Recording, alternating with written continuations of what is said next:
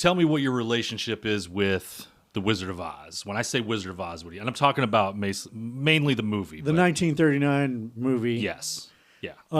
I just remember it scaring me as a kid, and I still really don't like scary movies or jump scares. Okay. But it was frightening to me when I was a kid. Really? Yes. Okay. That's interesting. I mean, it's one of those movies that, like, as a kid, I think every kid from, like, our generation on, probably our parents' generation, probably all watched that at some point growing up. Of course, you didn't have access as much to it back then, but it was...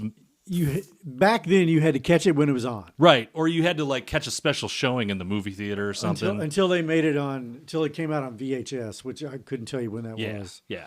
But it's one of those movies that's like, it's kind of a kid's movie, and it's like... Is it? Well, I mean, it is in the sense that it's like, it's a musical and it's all colorful, and it's, Judy Garland and the Munchkins and cool characters and fairy tale kind of stuff. Yeah, okay, yeah.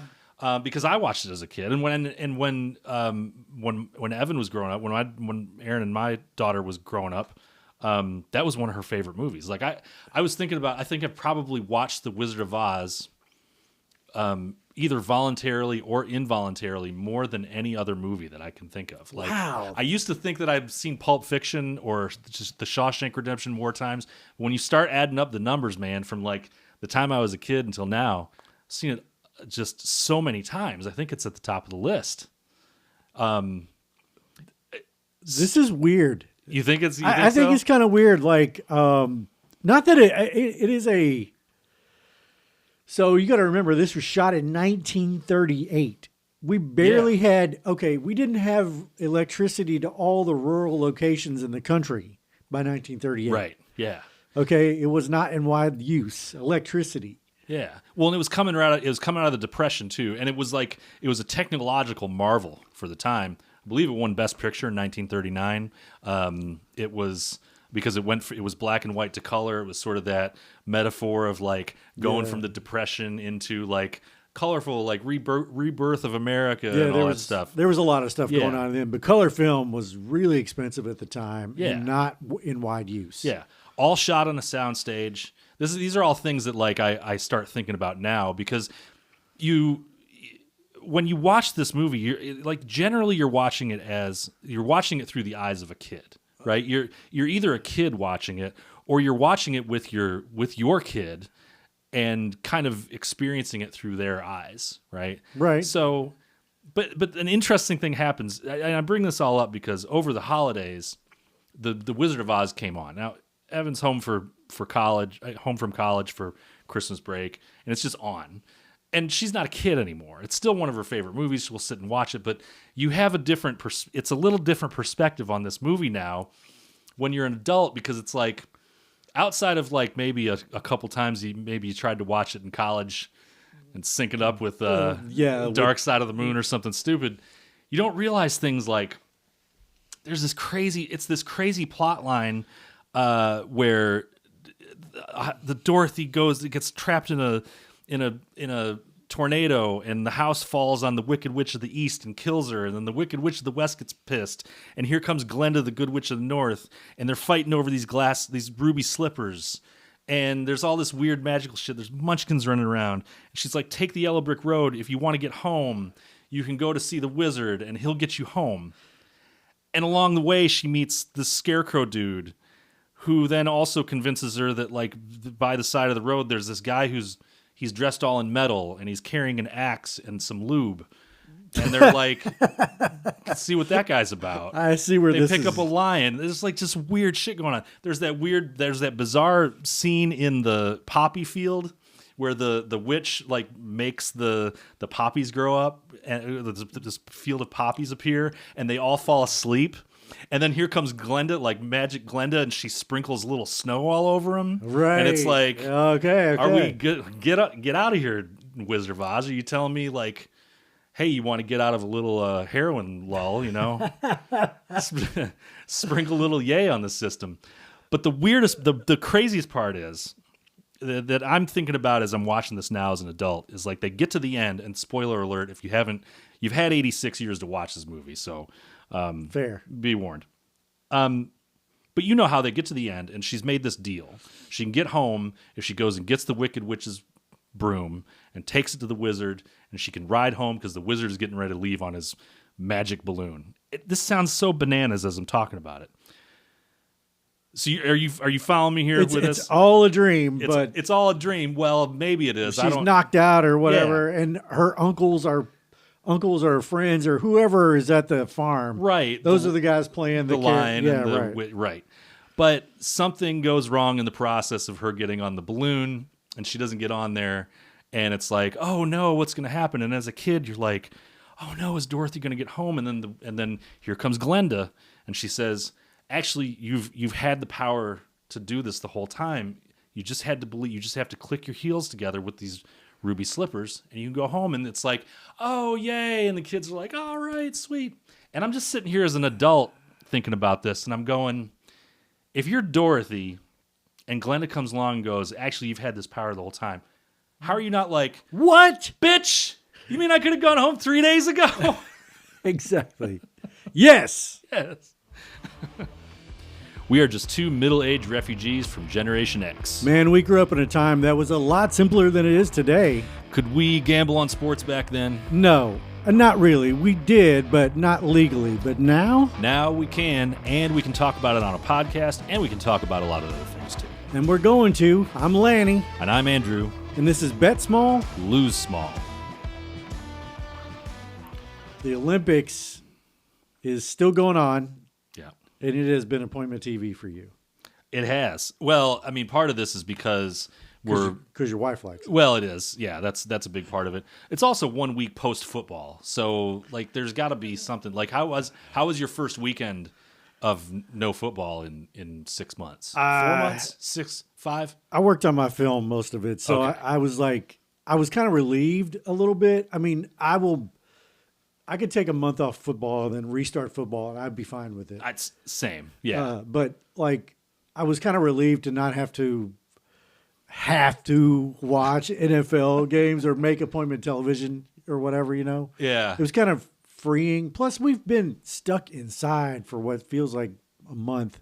Oh yeah, because the weather here has been terrible. Yeah, it is nice to not be forced to watch football. Right. For 8 That's a hours terrible day. way of saying it. Yeah. I've been trying to catch up on a little basketball, but kind of failing. Like, Yeah. I'm really struggling with college basketball this year because our team has been. We're both UK Wildcat Kentucky fans, Wildcats. but I haven't really followed them much this year, and that's on me. Yeah. It's on me. That's another one that Erin is. Erin watches she wants to watch every UK game, and she gets just as excited about a game in December as she does for games in March. Me, I'm like, No, my excitement is starting to grow though. my excitement is like I'm such a jaded Cats fan. Yes. That it's like there's 6 games that matter, and it's the 6 games that go March into April, and that's all. Like I don't get upset. I mean, I watch the UK games and I get excited or I get pissed off of whatever's going on some nights, but I do remember like when UK beat Louisville to advance in a Final Four. That was cool. Like, I mean, but yeah, but that's Final Four bad. That's college. That's NCAA. tournament That's basketball. tournament And we'll have some tournament coverage coming up. But you were able to distract yourself from I was working on my film from the non-football. Yeah. Erin and I had the Olympics, and man, she is all. I mean, and we're both like we are mainlining the Olympics like morning, noon, and night. If she doesn't have to work, she subs over at the high school. If she's not working, she's watching afternoon live events. She's watching the Olympics prime time. I'm watching the Olympics prime time with her. It's just been fantastic. So the nice thing about the Olympics is when it's in Europe, either summer or winter, whatever the case is, you get the daytime TV, but then they record all the best stuff for the night or what they think is going to get ratings at night. Yeah. Yeah. So as long as you don't like spoiler alert yourself, you can actually watch it and not know. Yeah. Well, and we've got the whole Peacock. We've got the cock package, so we can just go into the thing and pick whatever events we want to watch. Yeah, it's pretty nice. I do have some notes because I've been so. Let's hear them. Okay. I've been so eaten up with the Olympics. It's like that. It's fascinating, and the best thing is like what I noticed is by like 10 days, the Olympics last 14 to 16 days. Yeah, right? something like that. By 10 days into the Olympics, you feel like you are an expert at everything. It's amazing.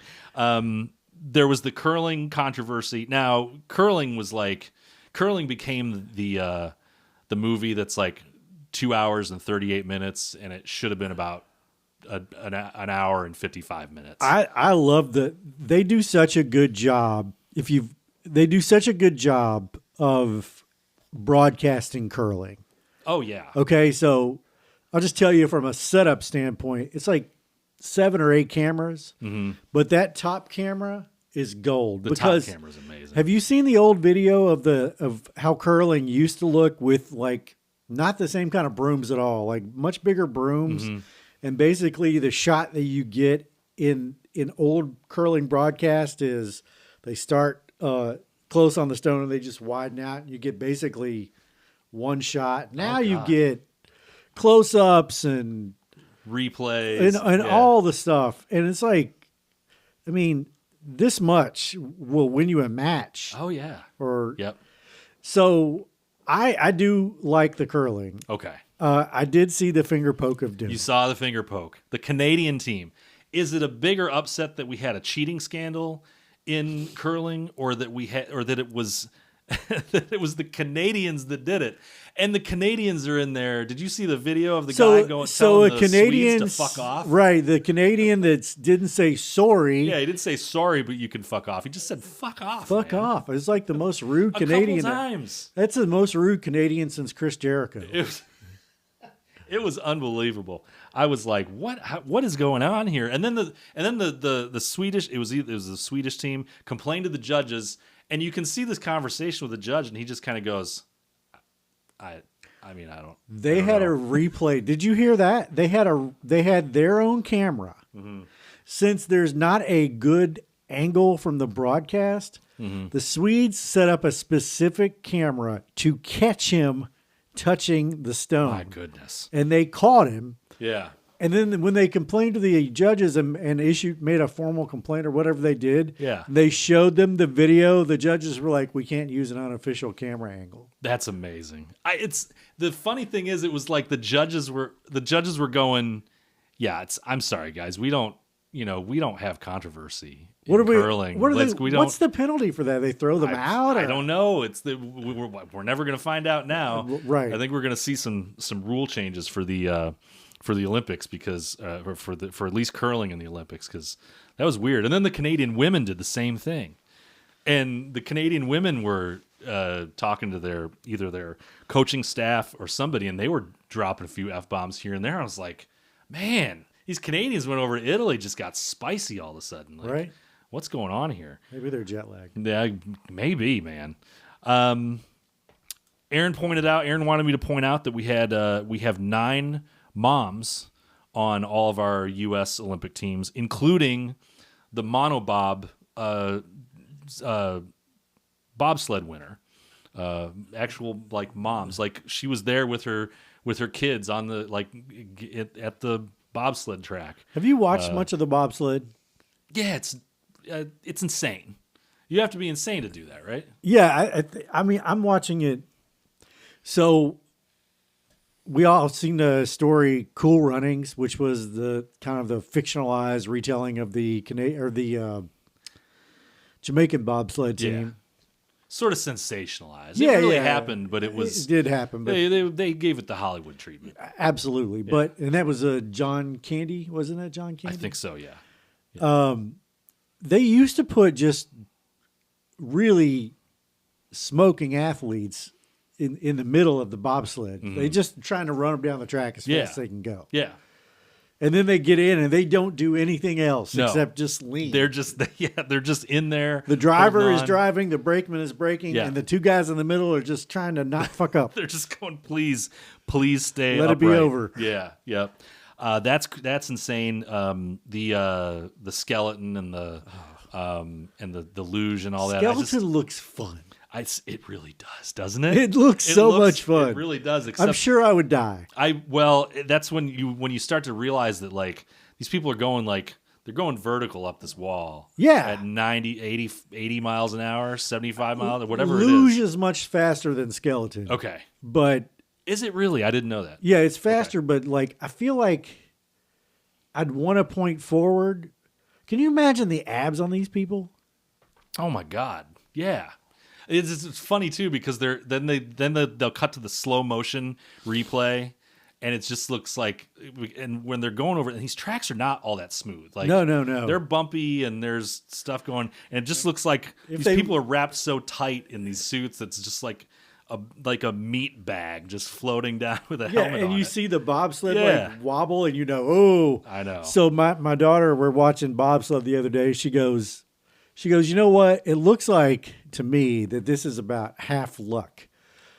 And I was like, what do you mean? She's like, look, if you go down the track and you have a good run, okay, and your equipment is pretty much the same, and you are on ice, Yeah. it's like going to be a second or two difference.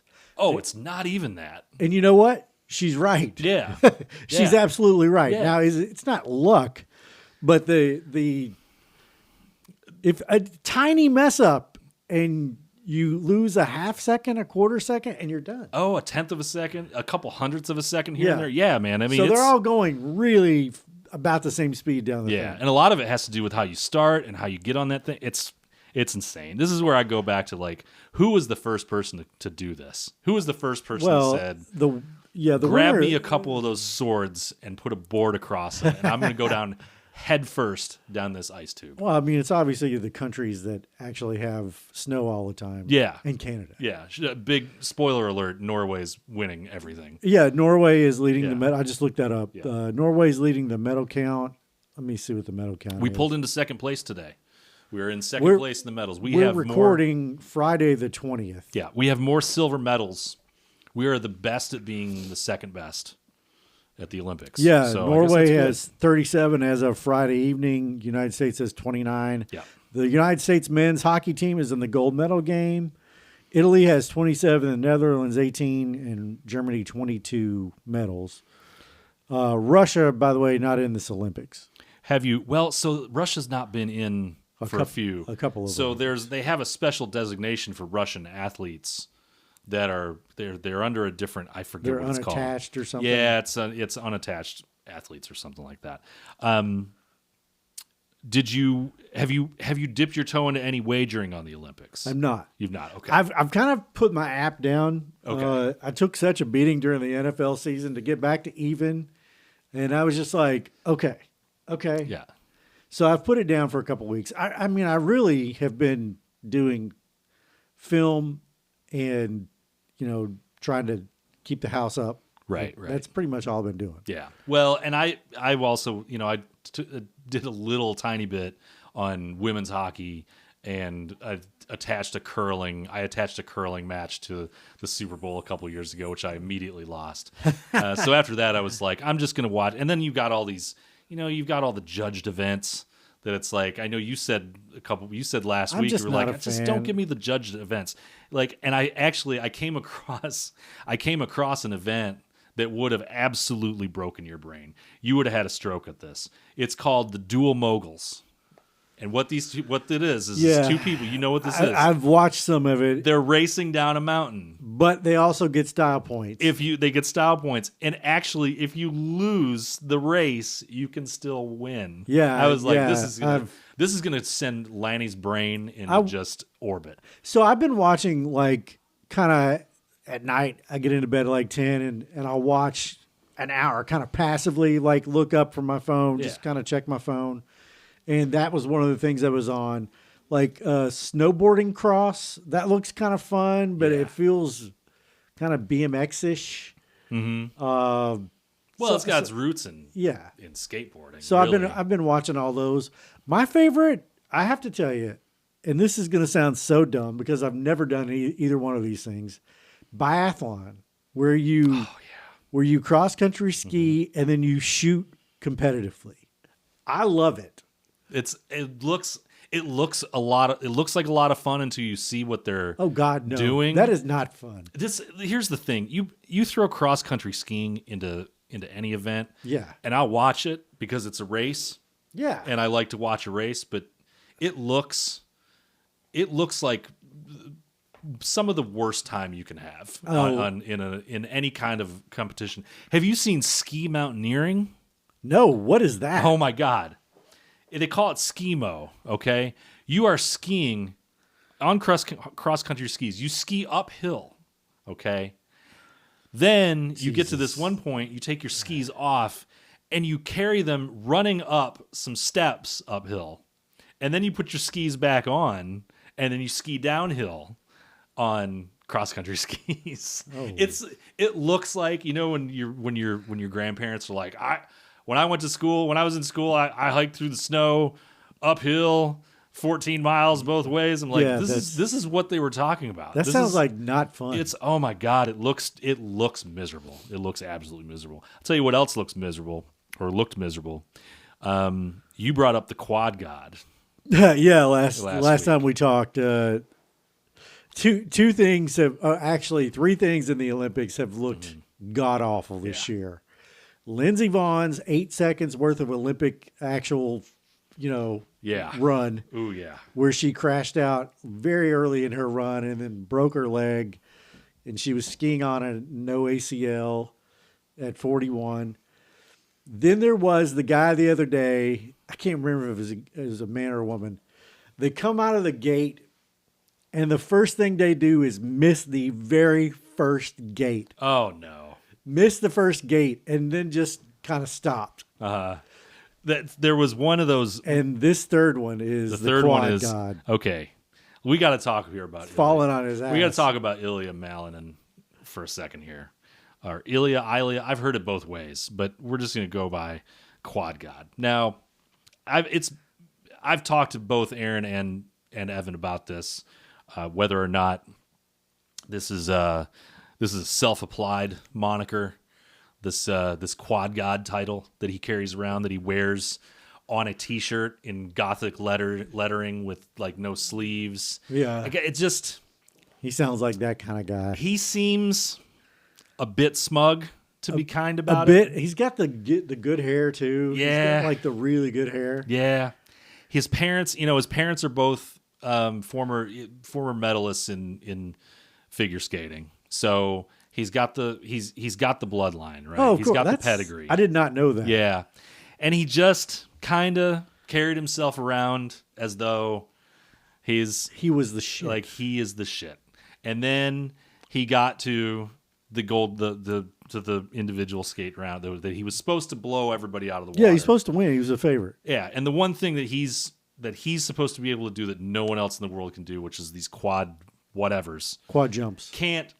Can't stick him, falls to the ground. While he's now, and I learned this also, his music that was playing featured clips of his voice, saying things such as, the only knowledge is knowing that you know nothing. And I'm like, what is that even? I'm like, this, okay. Can you imagine being, just for a second, yeah. Can you imagine being 24 and being the best in the world at something like not just the best in your town, or the best in your state? You're 24 and you're the best in the world at something. I get it. It would have been terrible for me. Well, yeah, it would have been bad for me too. But this is my thing is,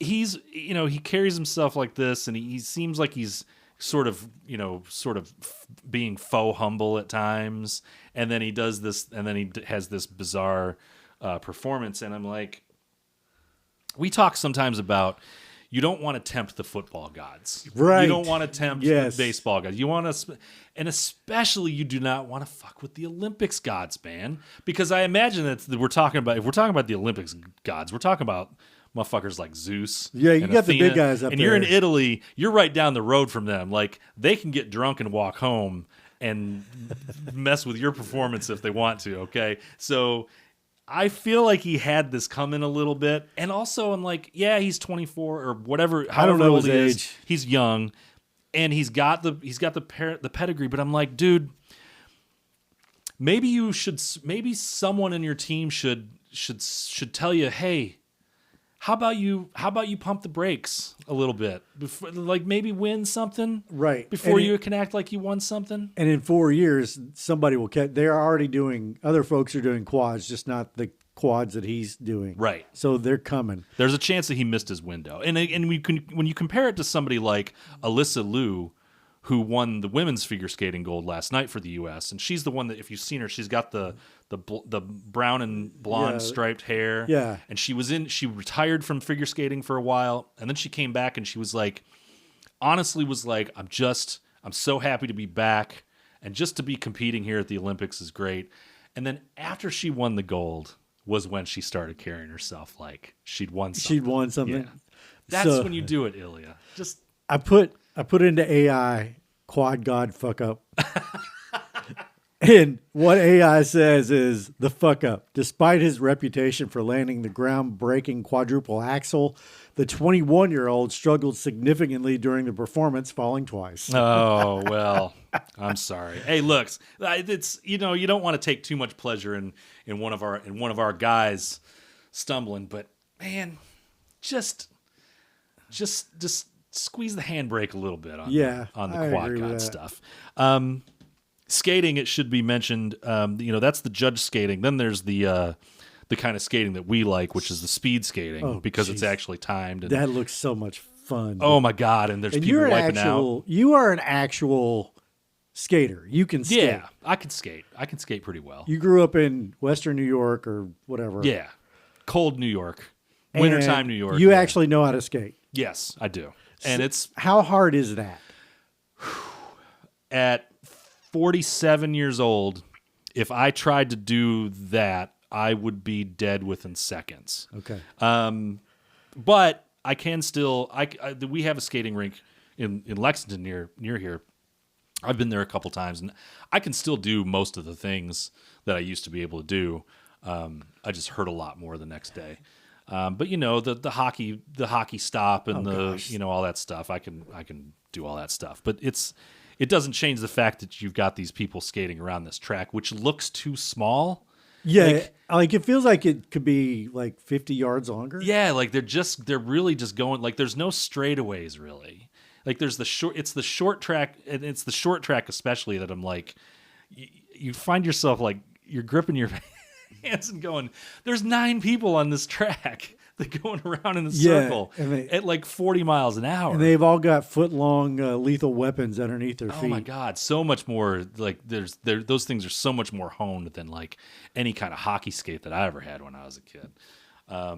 Also, speed skating appears to be where all of the true smoke shows in the Olympics end up.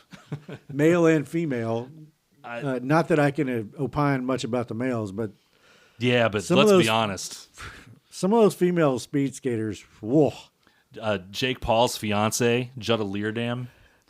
I hate that we have to say Jake Paul's fiance as the precursor. Well, this YouTube guy that also fights also gets his ass beat on the regular. We have never talked too much about that, right? No, I don't feel a real need to. I actually want to talk about it in a minute. We'll wrap up the Olympics. What else you got on the Olympics? I just want to mention. We had a couple. We had Jutta Leerdam. Who Jutta Leerdam is like?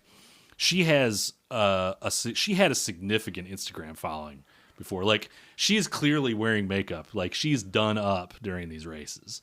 We had Francesca Lollobrigida, who was the Italian gold winner. She was also a mom, by the way, and a absolute smoke show of a mom, let me tell you. And we had Erin Jackson, who was for the U.S. She didn't win gold in this one, but she is I thought her story was interesting. She's the first black woman to win an individual woman's gold in the Olympics. Did you know awesome. This? This was back in 2022. And she also does. When she goes home in the off season, she does roller derby. That's fun. Yeah. I know a lady that I used to work with that does roller derby. Mm-hmm. And I used to get into. I guess when I was a kid, I was a sucker for predetermined outcome sports. I guess There I you go. was. Yeah, the wrestling. Well, it's Wrestling and roller derby. Yeah. I actually called it the one time I wanted to call a 1-900 number. It was to vote in a roller derby thing. oh my god, that's fantastic. Well, I don't know. Are you going to miss the Olympics when they're gone? No, I won't miss them. I like watching some of this stuff. I'm glad it's on. I have taken in some, not nearly as much as you, but I like it. Yeah. Okay. I like that it's every 2 years now too. I'll miss it, but I think it's time for some college basketball because Yeah, we got it. I mean, UK only has 5 games left, I guess. Yeah. So, and it's time to get a little bit into NBA, and then we've into the gambling part of it. yeah, the We gambling part of we the have season. said for a couple of years we're going to finally learn how to gamble on the NBA. Have we learned? Not even a little. Not a little. No. All right. Well, by the time this airs, we'll be close to the closing ceremonies. So watch for our shorts out there and give us any hollers. Give us little shouts about what you think your favorite Olympic sports are. All right. Okay. When we come back, we're going to talk about what? We're going to talk about people who died this week. We got people died. We're going to talk about Ronda Rousey, Gina Carano, or God, do we have to do that? We don't have We to. also had Chris Paul unceremoniously drummed out of his illustrious career. All right, so when we come back, let's talk Chris Paul, and we'll talk a little bit about the fighting, and we'll save Duvall for the last segment. Sounds great.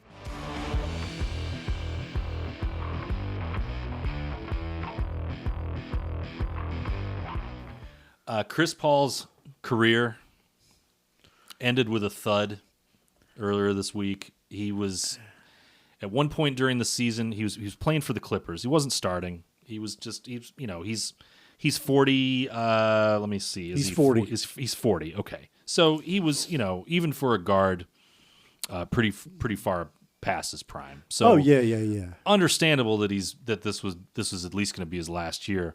But he was very unceremoniously told to go away by the Clippers organization one night when they were in Charlotte. And they tried to trade him, and then he was released, and then basically nobody showed any interest in bringing Chris Paul to their team for any reason. When we talked about it, I said Chris Paul got retired today. Yeah.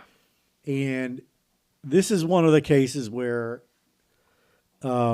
Chris Paul is a first ballot Hall of Fame player with zero doubts. He's one of the best point guards to ever do it. No question. And last year, this shows you what happens when you get to be 38, 39, 40 years old. Last year, he played all 82 games. He played 28 minutes per game.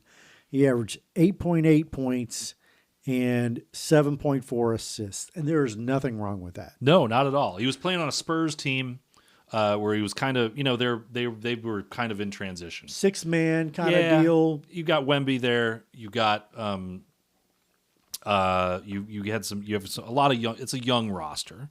He was clearly there to help sort of mentor and kind of shape this team. He spent some time with OKC a few seasons back doing the same thing. He kind of became that kind of mentor. Like you could bring him in to be like a mentor on your team, but like for whatever reason, for the Clippers, it just didn't go very well because he was supposedly clashing with Tyronn Lue, the Clippers head coach, and there were a lot of veterans on that team. They had Harden up until the trade deadline. Kawhi is there. They had a team that was like, they kind of looked like they were going to be okay for a minute after starting the season terribly. But Chris Paul was basically told, we just don't need your services here, man. You're playing 4 minutes a game and you're being a dick. So yeah, you don't need that guy. But I think it's interesting that you say he is one of the best point guards of all time because we started this argument over text. Here we go. I actually think that dollar for dollar, I think that Chris Paul, to me, is the best pure point guard of all time. I don't necessarily think that he's the greatest point guard of all time, but I think he is the best that I have ever seen play the point guard position the way that it is traditionally supposed to be played. You argued with me on I have 2 words for you. Okay. You crazy. Chris Paul is undeniably great. I'm going to list the number of times he led the league in assists, okay? Okay. 07-08, 08-09, 13-14, 14-15, and then at an advanced age when he was 36, 21-22. Okay. He finished high in the MVP several times, and he was in the all defensive team 1, 2, 3, 4, 5, 6, 7, either first or second team Many times. a number of times, and Many he was times. all NBA first team a number of times. Right. Led the league in steals 1, 2, 3, 4, 5 times. He averaged 9 steals or averaged 9.2 assists for his career, which is fantastic. Yeah. And he averaged 2 steals a game over his entire career, with only against only 2.3 turnovers. Okay. Okay. He was a very competent scorer, 16.8 points a game for his career. 37% shooter from 3.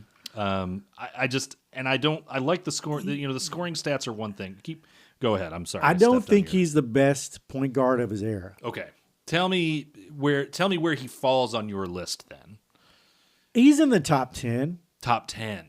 Yeah. Okay, so you can think of 7 to 9 guys that you're going to put ahead of him at the point guard position. No, maybe like 5. Okay. I'm just saying he's in the top. I don't think he's in the top 5. Okay. This is interesting. Because you also argued that it was Magic Johnson. I think Magic Johnson is the greatest point guard of all time. point guard of all time. Okay. He was 6'9". He was impossible to cover. Yeah. He averaged 11.2 assists per game over 13 years. This was back when guys didn't play until they were 40, and Magic got prematurely retired when he was 31, and he came back for 1 season. Yeah, which was not the same caliber of Magic Johnson that we saw when he came back. He also averaged 19.5 points per game. Okay. He averaged 1.9 steals per game, and he averaged 7.2 rebounds per game at point guard. And Okay. he was definitely a point guard. See, Because he can play another position doesn't mean he was just a player. He's not LeBron. I just think of Magic as a guard, almost like a combo guard forward. He's like a 1 through 4. Like he started at center for the Lakers in a finals series. Like he was playing on a Lakers team that was perpetually loaded in the 80s. Chris Paul was playing for New Orleans. He was playing for a bad Clippers team that teams. was okay. He had that run with Phoenix the one time. Now the thing that's always going to hold Chris Paul back is no rings. He only made 1 finals, but I don't think that was ever necessarily his fault. I think he was on a Clippers team that featured James Harden and Blake. My goodness, I'm Blake Griffin. Blake Griffin, yeah. Yeah. But we know James Harden's deal. Like that guy just doesn't get it done in the playoffs. So I don't know. I see this is where you and I differ, because I would actually kind of agree with you that if you're talking about people listed at the point guard position, yeah, Magic is probably the greatest player that we've seen be placed at the point guard position. But for my money, if I'm taking a guy, if I'm building a team and I want a point guard to run the show, run the offense in the traditional sense, and also be an absolute lockdown defender, I'm taking Chris Paul over any other point guard on the list.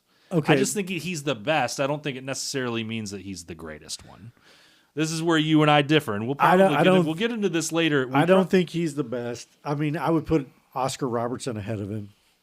Yeah, okay. I mean, I can see it, but double-digit assists, 1, 2, 3, 4, 3 times. They weren't even keeping steals as a stat. That's fine, but they were also running like 140 possessions a game back when Oscar Robertson was playing. I mean, it was a little different game. It was a different game. Yeah. I just think Magic is the best Yeah. and the greatest. Okay. Well, Let me ask you this, just to give her a little perspective, maybe a little preview of a topic that we'll expand on over the summer. Who's the best boxer you've ever seen? The best boxer. The best boxer. Gosh. I hate to say it's Floyd Mayweather, but I hated that guy so much because he was just impossible to hit. Who's the greatest boxer of all time? It's Muhammad Ali. Okay, see, these are different, and we can do this with different. Who's the best? Like, you can do this with the best golfer. You can do this with the best quarterback. No, the best golfer and the greatest golfer are the same guy. It's Tiger Woods. I would agree with the best golfer. The greatest golfer. You think it's Jack? I think you still have to make an argument that it's Jack, because it's not like Tiger just came up one major short. He came up a handful of majors short by his own doing. Like, he undid himself. Yes, he did. Okay, so yeah, he should have. In the the 2019 Masters is maybe the greatest triumph of any athlete in anything. Oh, sure, yeah. It's like we have this argument about LeBron versus Michael. I'll never say that LeBron is a greater basketball player. No. Michael Jordan is the greatest basketball player of all time. But if you're asking me who is the better basketball player, I've watched both of them. I watched the entire careers of both guys, and I'm telling you, LeBron James is a better basketball player. Just by the pure definition of basketball player, he is the better basketball player because of the things that he can do that Michael Jordan could not physically do. I also think that of all the finals wins, LeBron's got 4, Jordan's got 6. LeBron went on an absolute insane run of making the final, 10 straight years making the finals. Michael Jordan does not have a greater finals win than LeBron's Cleveland title. Like, none of Jordan's 6 titles are as great of a title as LeBron's that year, coming back from 3-1 against the 72 win Warriors. You're never going to convince me that and did it Jordan's in Cleveland. was better. And did it in Cleveland. That was the most important finals for a lot of people. Yeah. Where do you put Russell Westbrook in this discussion of point guards? See, I think you have to put, when you start talking about Westbrook, you got that combo guard. He is kind of a combo guard, but he did average 10 assists a year for like 5 or 6 years. Yeah, he is kind of a he led the league in assists. He led the league in assists 3 years. Yeah. He averaged a triple-double 4 years. 4 straight years, didn't he? No, it wasn't 4 straight. But it was close. It was a couple in a row. Look, when you get to the combo guards, we're talking about we've got Iverson. You got, Westbrook is a point guard as much as James Harden is a point guard. Like, he's listed. These are combo guards. I think Steph Curry is more of a point guard than either one of those guys. More of a point guard. James Harden is a scoring guard that happens to be short. Right. They're just guards. Like, they're not point guards. But Westbrook was like, if you watched a lot of Westbrook, I've seen dozens and dozens and dozens of Westbrook games. He's always just he's hunting for his stats. I mean, I hate to say that because the guy plays with ridiculous energy. Like, he goes 100% or he's dead. He's just you can tell that he's pushing guys out of the way for rebounds. Like, he's dishing easy. He's dishing guys for easy score. Like, it's okay. I get it. It's a little hollow watching Westbrook play, even though it's amazing watching him just go like a goddamn wild animal on the court sometimes. So if Michael is the greatest and LeBron is the best in basketball, do you have a greatest and best in football? Okay. I was getting to this. Okay. Do you think Tom Brady is the best quarterback you've ever seen? Yes. The best to play the position? Yes. Physically? It doesn't matter. Okay, because I don't. He took teams that had no business being great and made them great. That makes him the greatest. He is the greatest quarterback. He is the greatest, the greatest football player. Who is the best? I gotta say, I've always had a thing for John Elway.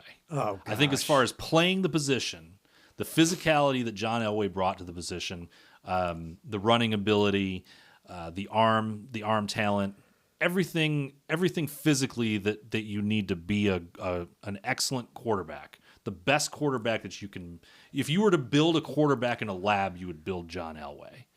From up until now, like nowadays, you've got guys like Josh Allen is 6'5" and 260. Like you're gonna have these dudes that are just bigger, more physical, stronger, throw the ball a mile. But if you were gonna build a quarterback from scratch, from like 1980 to like 2010, you would build John Elway in a lab. You wouldn't build Tom Brady. Tom Brady stands in the pocket.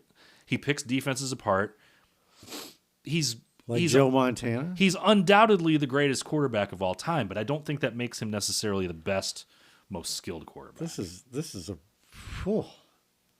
I We're feel like you're talking out of both sides of your face a little bit. I don't know about that. I mean, we've done basketball, we've done football. Do you have a greatest and best baseball? Baseball? Yeah. That's tough because there's so much more. We've played so much more baseball than any of the other sports. Shohei Ohtani is maybe Ohtani? the greatest baseball player I've ever seen. I mean, it's hard to argue against Babe Ruth still to this day, which is insane. Which is crazy. He put up modern stats. Yeah. In the dead ball era. Yeah. I mean, you can make an argument for Bonds, even if you cut off the steroid era Bonds. Oh gosh. You still got a baseball player that was like an absolute freak for 12 years. I mean, how long was it before his head grew like 6 sizes? There were a couple of years where he couldn't get a pitch. Yeah. And when he did get a pitch, he hit it over the fence. Yeah. Yeah. But he didn't pitch.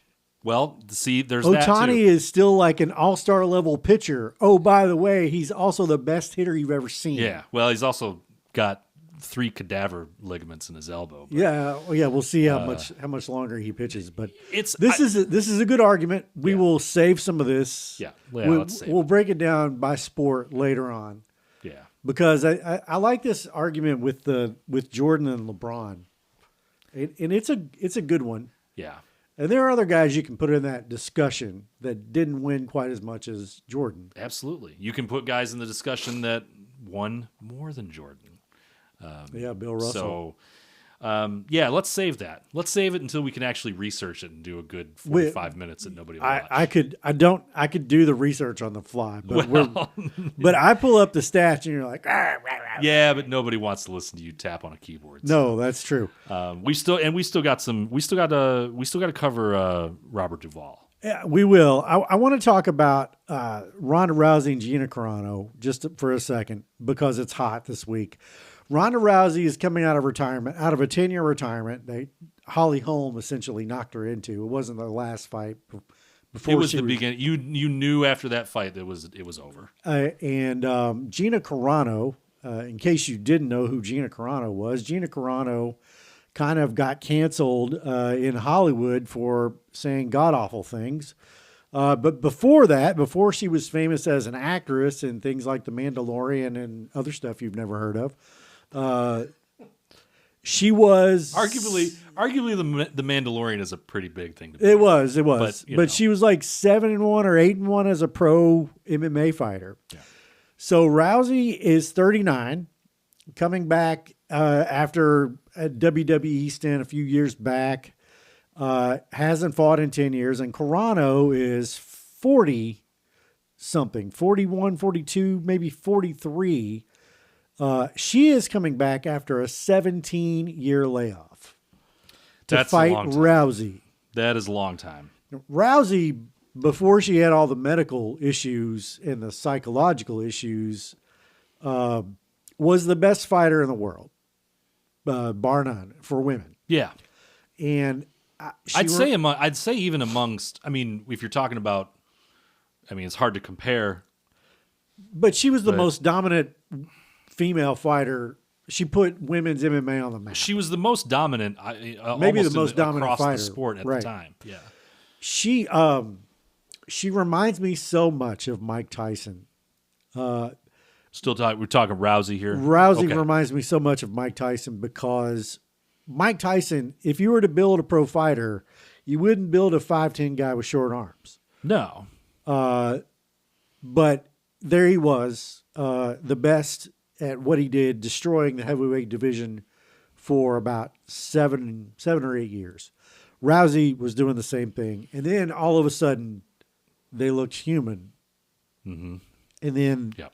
the downhill was pretty quick. It's steep. Yeah. Once Tyson went to prison, but well, when he came back out of prison, he was never the same fighter. once you get figured out, Yes. and that's the thing that happened with Tyson, with both Tyson and Rousey, was people figured out, look, if what you got to do with Tyson is weather 3 rounds, right?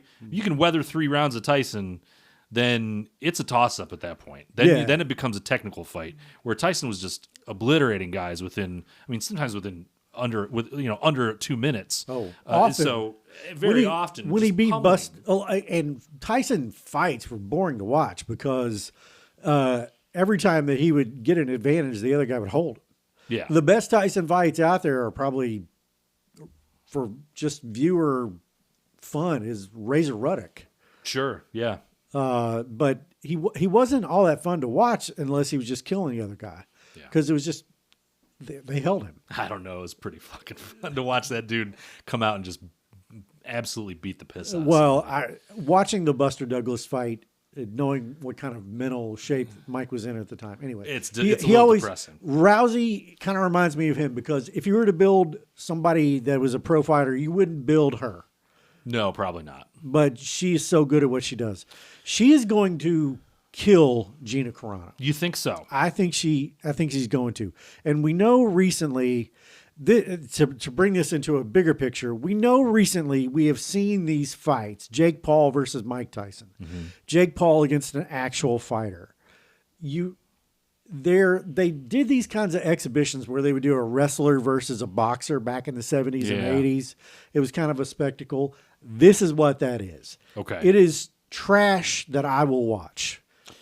You think that Gina Carano is? I mean, do you think that this is you think they're throwing her in there like a meat bag for Ronda Rousey? I don't know, man. I think Gina Carano. I think she needs the money. Well, okay. I mean, that notwithstanding, she still was pretty good as a fighter. She was. She's 43 years old. She's 6 years older than Rousey. She is listed. I'm just looking here now. This is she's coming from Wikipedia. 5'8", 143 is what we've got on Carano compared to Rousey, who's 5'7", 135. Who has any clue whether those are going to be their fighting weights once they get to May? Yeah, they're supposed to fight at 145. And they're supposed to also fight in May. Like, they just announced this fight today, this week. So I guess my question is this. Is this what we're going to see out of these modern day promoters, these YouTubers that I bet $20 on Jake Paul to lose, to win 2, just to say I could. Okay. Or just to say I did, because I thought he was an affront to boxing. Okay. I've gone back and forth. Well, let me say it this way. I don't like it for boxing because I don't think it puts the conversation around boxing in the right place. Boxing has had a branding issue for a long time now. For most since the 80s. Right. But it has waned. I hate to, if I say it's waned in popularity, somebody online is going to go, "What the hell, man? No, I watch boxing. I watch Friday Night Boxing on ESPN all the time." I'm like, "Yeah, it's great, buddy. You're in the minority here." It's okay. 100,000 people attend the Kentucky Derby every year, but horse racing is not healthy everywhere. It's not popular, no. And I think MMA has certainly cut into boxing's popularity. As long as these types of bouts make money, and they will, and they have so far, yes, you're still going to continue to see them. Now, whether we're not talking about sanctioned fights. We're not talking about... No, this will be a sanctioned fight. This is going to be a sanctioned fight. This is going to be like a actual... It's going to count towards professional records. Yeah, the same way the Okay. Jake Paul the last fight where he actually got his jaw broken. Okay. And I sent you a text, Mm-hmm. and I was like, Jake Paul is actually going to get hurt. Yeah. I did. Did I not? Yeah, you did. Look, you were right about it. I was like, I don't know. He's going to dance around. He's, if he senses he's in trouble, he's not going to let himself get hit. No, there's a picture of his jaw going like his jaw's out here. And who was it that he fought? Oh, now you're asking me the question. Yeah, now I asked the question. Anyway, you're going to see these fights as long as they make money, as long as they're popular, as long as they drive social media attention, because not only do you make the money from the viewership, you make money monetizing on social media with all the clips that are around it, all the YouTube shit that Jake Paul is going to get out of this. By the way, Jake Paul is the one who set up the Rousey Carano fight. Yeah, So- he's promoting it. Yeah, so this He is fought all Anthony Joshua, by the way. Anthony Joshua. So this is I all, knew the name and I couldn't come yeah, up I did too. It's we're old. I think this is the YouTuber era, I guess, and I don't think it helps the sport. No, it definitely doesn't. I hope that it can become separate, because the problem that I have with it is, like, now you have this group of people that's having a legit conversation about, oh, well, Jake Paul, up until he got his ass kicked by Anthony Joshua, who's an actual fighter who's under the age of 55, people were saying, well, no, Jake Paul's he's one of the best boxers in the world now. Like, he isn't. No, Oh he's my not. God! But that's the conversation that was coming Yeah, up around that's it. the 20-year-olds talking that have never seen a real fucking fighter. And that's the problem. That's part of the problem. As long as we can settle into a boxing environment where you have the real professional boxers, and they're considered, these are the real guys over here, and then you got your Jake Pauls and your YouTube stars that are doing their thing, and that's more for exhibition, then I think that's okay. Yeah, if it's an exhibition, fine, whatever. If you're going to do it to raise money for charity, I would like it even better. Yeah. All of that. But yeah, if Thomas Hearns were 35 today, he would lay waste to the super middleweight division in ways that you could not fathom. Yeah. And Tommy Hearns wasn't even the best boxer of his era. He was one of them, Yeah. but he was not the best. Yeah. He would mutilate the current super middleweight division, except for maybe Canelo Alvarez or somebody like that. Sure. Gennady Golovkin, some of those guys. Yeah. But even those guys would have been in the mix, I think, back in the 80s when the middleweights were great. This is kind of what I wonder is, you just mentioned, I mean, you mentioned Canelo, you mentioned Gennady. I mean, these guys are names that we know because I think we're casual fans. We're now. casual boxing fans now. But I know these names and I've seen these guys fight. Yeah, I wonder how the average person on the street, like, they know Jake Paul more than they know Saul Alvarez. Exactly, and that's a problem. And the thing that, boxing used to be a part of the sports landscape in a way that, like, everybody knew who Muhammad Ali was. Right. Everybody knew who Tyson was. Everybody knew who Sugar Ray Leonard was. Wide World of Sports and all that kind of George stuff. Foreman. Like, you had household names for boxing, just like you had for the other major sports. Now you don't. Well, the household name is Jake Paul now, and that's a problem. That's when Americans dominated boxing. That's not the case anymore. Well, the heavyweight title hasn't been uniquely American for quite some time. Yeah. I say all that to say this. Floyd Mayweather today, 49, says he's coming out of retirement. Oh, boy. Here we go. To get ready for 2.5 hours of no punches being thrown and a 49-year-old man just dodging shit. I just want to give you the lineage of every boxer I think I've ever seen in my entire life. Okay. Save a couple. All right. George Foreman comes up. He beats the holy hell out of Smoking Joe Frazier. Foreman retires, comes back, fights well past his prime, gets beat up. Same thing happened to Mike Tyson. Larry Holmes comes back to fight Mike Tyson. Holmes beat. Sorry, let me go this route. Muhammad Ali hangs on too long, fights Larry Holmes and it comes back, and Larry Holmes kills him. Mm-hmm. Mike Tyson vows revenge on Larry Holmes and gets his chance because Larry Holmes comes back when he's too old and fights Mike Tyson and gets knocked into next year. Yeah. Mike Tyson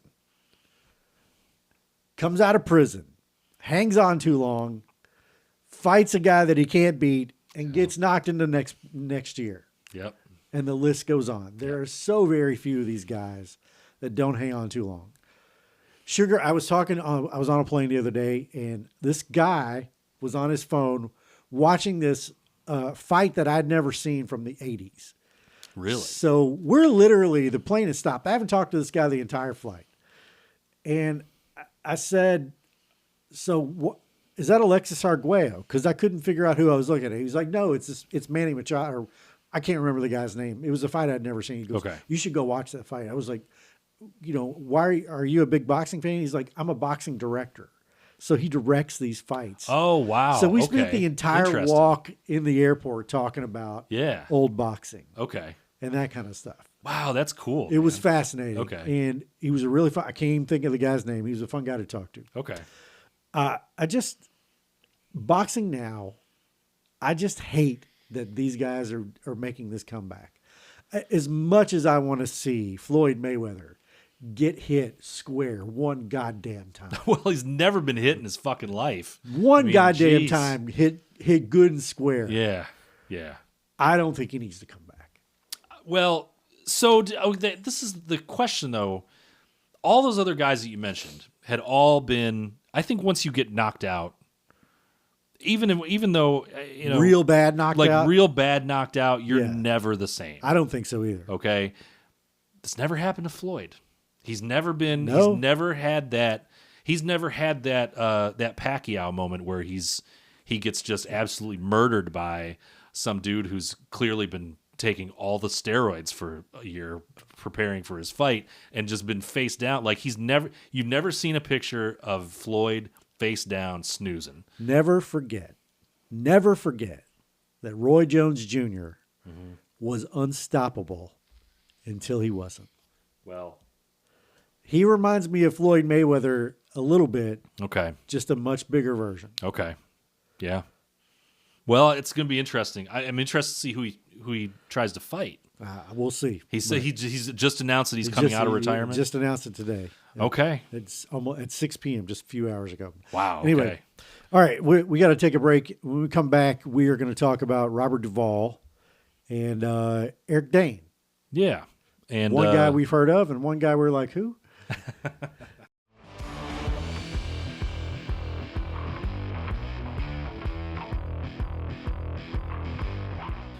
All right, before we get into Robert Duvall, Aaron just texted me. This is we're recording on a Friday night. Aaron is, of course, at home watching the Olympics. Of course. She texts me and she says, you probably should have waited until after these men's aerials. It is insane as well. The men's aerials apparently is a skiing thing. It's adjudged. Okay. Some dude from Switzerland apparently did some amazing somersaults and flips and then just wiped out, which I was thinking about this a minute ago.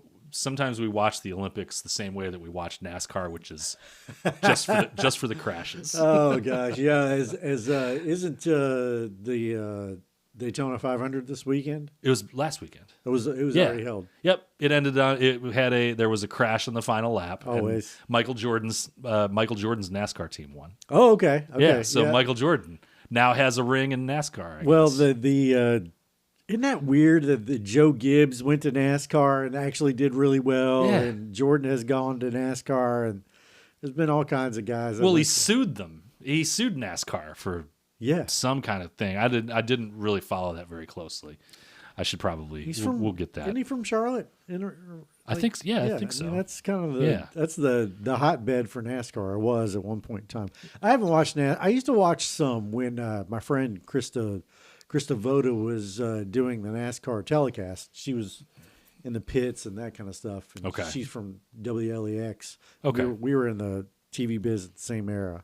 So I would watch just to see her, and I was very proud of her and all of the broadcasting work that she had done. But I just kind of like when they went to this playoff format, I was just like, Yeah, it got weird. It just got a little bit. It was like too many people were watching it. For a while there, it was like NASCAR was like kind of hot. Yeah, it got hot, and then it was like you were kind of cool if you were paying attention to NASCAR. Yeah. And then everybody was watching NASCAR all of a sudden, and then nobody was watching NASCAR. Yeah, I have a great story on my YouTube. If you go to my YouTube, not the Bet Small YouTube, I did a story at the Kentucky Speedway with one of the truck races about some NASCAR fans. Oh, nice. They had converted a school bus into Dale Jr. colors. And you just have to go watch it. Kentucky Speedway, that was one of the nicer short tracks, wasn't it? It's not a short track. Oh, it's not a short track. It's a tri-oval. It's Bristol. That's the short track. Yeah, it's a tri-oval, and they had a race there for a little while. Yeah, that went away in the early 2000s. Yeah, but something like that. I don't know what's happening there, but yeah, whatever. But this week we had two pretty significant Hollywood deaths, and that is Eric Dane, who was on Grey's Anatomy for 139 episodes. He played McSteamy, or Dr. Mark Sloan. Yeah. And then the incomparable Robert Duvall. Yes. Eric Dane died young. He died 53 of ALS, and Robert Duvall was 95. What is the first thing you remember Robert Duvall from? Well, it's The Godfather. Okay. But that's the thing is like I was trying to think about this. I was trying to think of what it is that I most associate Robert Duvall with, and it's definitely The Godfather, because that was one of the earliest. Like my mom got me into movies pretty young. The Godfather trilogy, The Godfather Part 1 and 2 were two of the earliest ones two of the earliest like really great iconic movies that I remember. And so I remember him from that. But I do remember him. He has that great speech in Apocalypse Now. I love the smell of napalm in the morning. Smells like victory. Tell me I've got another one, but you tell me what you've got for Robert Duvall. The thing I remember him from is Apocalypse Now, which when I was in college, we watched that. We watched that for film class. I had a couple of different film classes, and I still enjoy film. Maybe not as much as I should, but it's that. Is there a bigger difference between the character who plays in The Godfather, the consigliere, or the guy in Apocalypse Now? Like those guys are very different people. They are very different characters. But Duvall is older than we thought. He died at 95. So he was born in the 30s, 1931. Yep. If you're born pre-Wizard of Oz, if you watch the original version of Wizard of Oz, you are old. Yeah. So we were talking the other day, and I was remarking how much he did after the age of 50. And if you want a reference for that, he was 50 in 1981. That's amazing. So post 81, Robert Duvall is Tender Mercies and The Natural, and he's in a lot of stuff. Lonesome Dove was a huge miniseries in 1989. That's the one I was saving because he is absolutely on fire in Lonesome Dove. It's been a while since I watched Lonesome Dove, but him and Tommy Lee Jones in that, it's a 4-part miniseries. Yeah. And it is absolutely a banger. Like, go find Lonesome Dove someplace and watch it, because that is there's a bar scene with him and Tommy Lee Jones where they walk in and the bartender gives him some shit, and then he pours him a shot, and then he just grabs the bartender and slams his face down into the bar and just calmly goes on with the rest of it. I can't quote it verbatim right now, but he's got some great lines in that. It's a great performance. He was the second lead in Open Range, which was a 2003 Kevin Costner Western. Mm-hmm. there's a love story involved, but it's about free grazing cattle back in the day, and he is in 2003. He is 72 years old. Mm-hmm. My favorite scene in that is not a fight scene. It's when he is in the they're about to have this big fight, and he's in this general store and they're buying stuff, and he buys chocolate and cigars, and the guy that's selling it to him, he's like, "You ever tasted this chocolate?" And he's like, "No, it's too expensive. I can't buy the chocolate that I'm actually selling you." So he gets the cigars and the chocolate and whatever else he gets, and he asks him in total. He's like, the innkeeper's almost embarrassed to say, he's like, it's $6. And Duvall, he's like, fine, it's, we might be dying soon, so we're gonna enjoy this. He goes, "You never tried this chocolate? Here, have a bite of that." And he gives him. It's one of my favorite scenes he's ever done.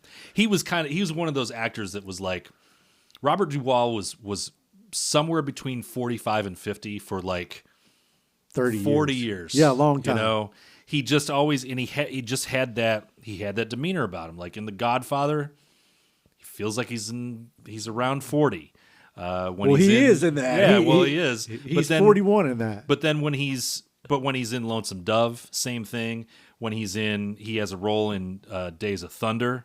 Rubbin' is racing. Yeah, that was a famous line of that one. He was he seemed like around that. He just was one of those guys. He had that look. He was never like I'm trying to look up some of the other things. Oh, he had a great role in The Paper in 1994. Now, back in 1994, I was in college writing for the college newspaper, wanting to be a newspaper journalist when journalism was still a profession you could go into with some sanity. In that movie, he was so good in that. Yeah. He was in he was Carl's father in Sling Blade. Do you remember that role? Yeah, the abusive father. I'd actually kind of forgotten about that. Yeah, that's a great one. They did each other a favor because Billy Bob was in Robert Duvall's directed by The Apostle, which everybody this week has been like, you need to go back and watch The Apostle if you haven't seen it. Yeah. Another couple. So do you know what his first movie role was? He was Boo Radley, wasn't he? That's right. He was Boo Radley in To Kill a Mockingbird. Which is, if you've not seen that, go find it. It's a really good movie. It is so heavy. It is like apropos to today. Yeah. Still resonates. From an era when, you go back, there's obviously that dividing line of the 70s where it was like movies that were made before the set, like black and white era movies. Some of them can be like, they stand in their own sort of their own sort of environment, right? It's just different watching those movies compared to like everything that happened from like the 1970s on. Yeah. And it's a great. He did a lot of TV before he got into movies. Yeah, he did a bunch. I did a little bit of research on him. Did a little bit of reading on how he got into acting in the first place. He was in the military, and after he got out of the military, he went to acting school on the GI Bill, and was actually in acting school with at one point in New York. He roomed with Gene Hackman at one point. Wow. And Dustin Hoffman. Like, these dudes just hung out. They were all sort of part of the same generation. In fact, we talked about this. We talked about Gene Hackman. It was like Robert Duvall. Could he lead a movie? Maybe there was a point in time where he could. There was a point in time where he could, but he's always been like the best. He's been like he's like the best. He's the absolute best guy that you can put in a supporting role because he's not going to steal scenes from anybody, but you're always going to know that he's there, and he's always giving an absolute A+ performance, no matter what he's in, no matter whether the movie sucks. Yep. Whatever it is, he's always the floor for him is super, super high. The ceiling might not be as high as Dustin Hoffman or Gene Hackman or somebody like that, but man, you're not going to get shitty performances out of him. The great thing about him is I think you can stick him in just about any movie and you'd be like, is he better than the guy that he would be replacing? Maybe not, but could he do it just as well? Absolutely. 100%. Yeah. Yeah, we were talking the other day about guys that have done things after 50 years old. And you and I were talking about Robert Duvall he has so many credits after 50 years old. Oh, yeah. And Morgan Freeman. Oh, yeah. Yeah. And Robert Duvall was in Crazy Heart. He wasn't a big role, but he was in that. He was in The Road. He was in Four Christmases and kind of a bit part. He did a lot of. He's not like Michael Caine level of he's in everything or will do anything, but he was in a lot of things. He was in Gone in 60 Seconds. You remember Gone in 60 Seconds? Yeah. John Q with Denzel Washington. Deep Impact. Yeah, he actually is. He's really good in Deep Impact. As cheesy as that movie is, yes, man, he's still like, you're still like, man, Robert Duvall is. He's throwing 101 still. You know, even in kind of a bit part. And he worked up until, his last credit is from 2022. Yeah, he's in Hustle. He's in Adam Sandler's movie Hustle. Yeah. Which was how he was 91. 91 making that movie. Isn't Adam Sandler kind of weird that he every once a decade he does something serious and you're like, God damn, that guy can actually act. Yeah. Yeah. It's just he makes a lot more money doing his funny shit and being Adam Sandler, but yeah, Uncut Gems and Punch Drunk Love. Yeah, great. And then movies. this one is Hustle. Yeah. He won a decade. I haven't seen that one. I haven't seen Hustle. I have not seen Hustle either. We'll have to put that on the list. Let's switch over to Eric Dane. We're going to save comments for our next episode. Eric Dane ended up with ALS, was diagnosed a couple of years ago. But everybody knows him if you watched Grey's Anatomy, which was a massive series in the early mid 2000s, ran for 2006, or ran from 06 to 21. Ellen Pompeo was the lead in that. I thought there was going to be another season of Grey's Anatomy. Maybe not. I know my daughter has watched. She has watched every episode of Grey's Anatomy, I think 2 or 3 times over. Like, she loves that show. Even though, like, Aaron and I watched it, it was one of those shows that, like, it jumped the shark kind of in, like, season 6 or 7, and then it just carried on for 13, 14 more years. I worked night shift for a lot of my early television career, and I kind of got out of the even though I was working at a TV station, I stopped watching kind of network shows. And this is Grey's Anatomy is just a show that I've actually never seen a single episode of. Really? I've never seen one. Well, the first couple seasons are pretty good, man. Like, it's one of those I may go back and pick up. It's kind of like Breaking Bad, though. It just seems like it seems daunting. Like there's so much of it. Yeah. And I really, when I go into a series, I'm in it for the long haul. I've read basically every single John Sanford book, all of them, and there's like 50 of those. Yeah. So when I feel like it's more than I can chew, I just don't. But I didn't know much about Eric Dane. I know in the last couple of years he played a guy with ALS. Yeah. Which must have been frightening because ALS is a horrific disease. Lou Gehrig's disease. If anybody doesn't know what we're talking about, it's Lou Gehrig's disease. Yeah. It's horrific. It's incurable. And when you're diagnosed, you know what you're going to die from. Right. So I think when I see an actor die at this age, it's roughly my age, it's tough. Yeah. Yeah. A couple other things to note about him, though, because he does, everybody knows him from the Grey's Anatomy environment, the Grey's Anatomy ecosystem, because he was also in the spin-off called Private Practice, which ran for a couple seasons.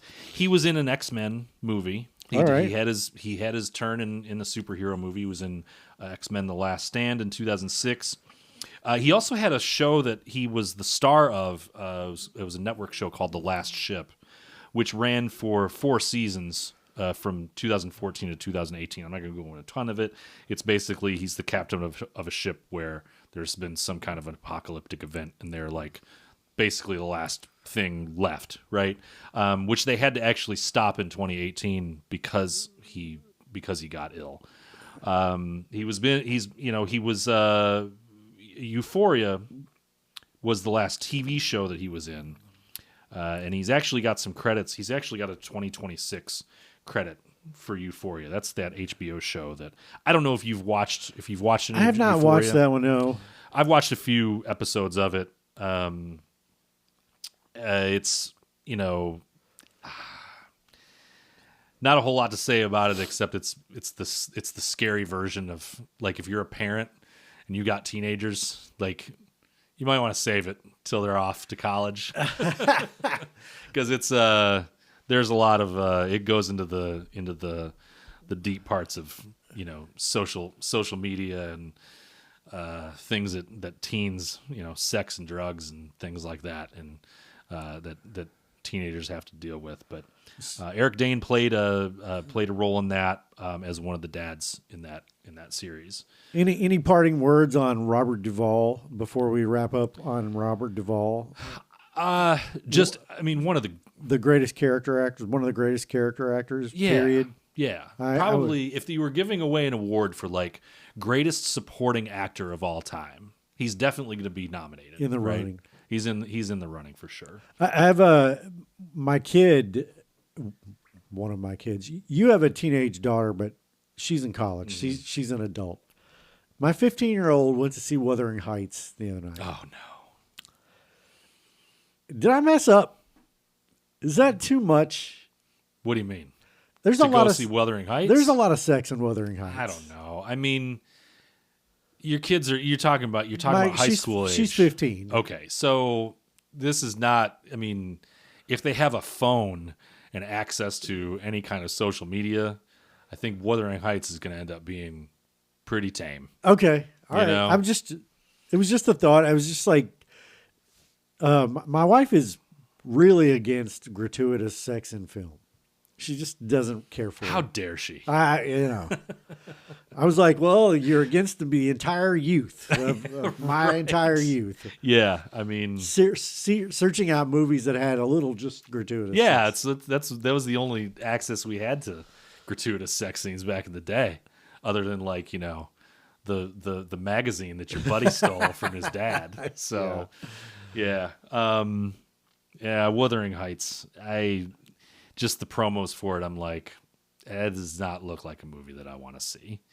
It's just, you take a classic and turn it, like, do you remember the Leonardo DiCaprio and Claire Danes version of Romeo and Juliet? The very stylized, I forget who the director was. I do. Yeah. I just, that one kind of worked, but I have a hard time with, like, I don't know what Wuthering Heights is trying to be just based on the promos. Like, is it a period piece or are they trying to stylize it? I don't understand. I don't understand what's going on. One more thing before we go. Okay. I've been watching Sinners. And I say I've been watching Sinners because I watch movies on the treadmill. Spoiler alert. I'm just going to get spoiler alert. Yeah. If you don't want to hear, but if you have not seen Sinners yet, probably just turn it off. I don't think we're going to cover anything more. The story that they are telling for the first 45 minutes of the film, I was into that. Okay. And then vampires. Okay, but you have to know, you have to kind of see, this is where I take issue with you watching a movie like Sinners in bits and pieces like this. Well, it's not a miniseries. It's not the best, but it's like in 40-minute chunks. Okay, well, but this is how it feels. Also, there's a bad AI shot in it, and I just really hate it. Which bad AI? The snake in the back of the truck is bad AI. Yeah, okay. It's bad. Okay. It's bad. Okay. Don't ruin your film by putting bad AI in there. Okay, I can see that. It takes me out of the film. Okay. It is so beautiful. This film is lit so incredibly beautifully. Mm-hmm. Everything looks fantastic. Yeah. the story they're telling about these guys that go to a big town and come back from the big town to their small town to try to make their way, and then vampires. Yeah. Also, a lot of racial undertones. All of it. The whole what they're trying to do is create a place for African Americans in the deep, former slaves, in the Deep South, where they can hang out and they can have their music, and then you got the vampires, who are the white guys, who are the whole symbolism of the vampires coming in and sort of leeching off of the music that they're playing. I get it. I get it where they're going, but this is what I'm watching. I'm watching a period piece where there's a backstory, and I'm interested, and they've revived this juke, or they've made up this new juke hall, and Delroy Lindo is amazing, and you've got this story of redemption, sort of, and leaving a place because they wanted to be bigger than what they could be, and then they're coming back, and then vampires. I mean, yeah, but that's what I thought was it was like they threw the twist in right in the middle, and from there it's like you go, because I didn't really know a lot about this movie, and my daughter had seen it. And she came to me and Aaron, and she was like, "We've got to watch this." And it came out on streaming. So it was one of the things we watched before she went off to college. And halfway through, I was like, "Whoa, what is this? Like, what has this turned into?" And it was just it had me, and I loved that. I loved that twist, and I love that they just stuck with it and they sold it. And the kid that plays the sort of the lead, not really the lead because Michael B. Jordan is the lead, but the kid that plays the guitar, plays the guitar, man, he's incredible in that. There's so many good performances. So many good. Haley Steinfeld is amazing in it too. I may not finish it. I don't know. You may not finish it. I may not finish it. No, you have to finish it. All right, you have to finish it, and then you have to sit down and watch it all in one chunk. All motherfucker. Right, we'll see. Because it's you have to see the whole thing through. In fact, the second time I saw it, I think I caught a lot more things. You liked it better? Yes, because there's so much going on from the middle on. It's hard to catch everything. All right. We're on YouTube. We're on Facebook. We're on Instagram. We're on TikTok. We are on Twitter. X. Whatever. Yeah. And Spotify and Apple Podcasts. Please go like and follow us there. It costs you nothing to follow us. It costs you nothing to give us a like. It does not. And if you like us and then you don't like the show, then you get your money back. That's right. Yeah. Always. Also, betsmalllosesmall@gmail.com if you'd like to send us an email. Let us know what you think. Give us some ideas of what you want to see next, or just tell us that we suck. And do better in your hate comments. Yes, this week y'all were weak. Some of them were just We'll have comments just next week bitching. for sure. Yeah. But anyway, and then vampires. Vampires. Yes. We'll see you next week.